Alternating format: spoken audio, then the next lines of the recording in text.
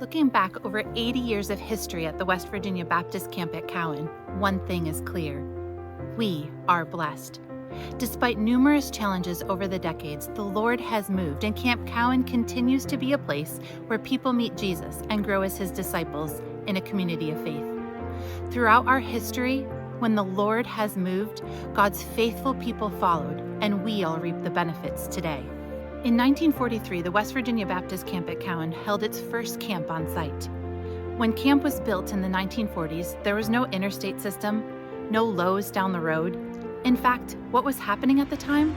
We were in the middle of a world war. But against all odds, when the Lord moved, God's faithful people followed, and we all reap the benefits today.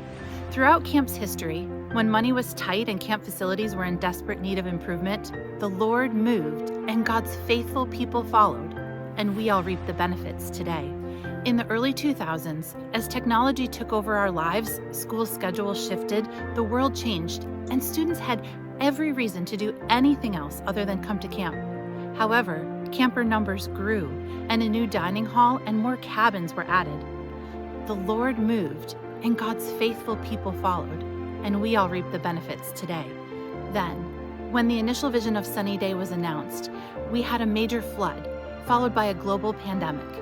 And when it seemed as if all fundraising had stalled, the Lord moved, and faithful donors gave nearly $700,000 over the past few months. The Lord is moving, and God's faithful people are following.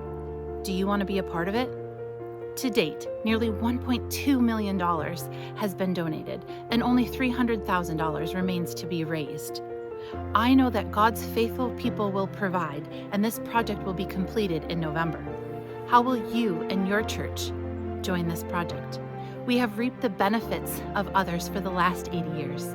Let's join together and build something that others will enjoy for the next 80 years. The Lord is moving, and God's faithful people are following. The question is, how will you join in?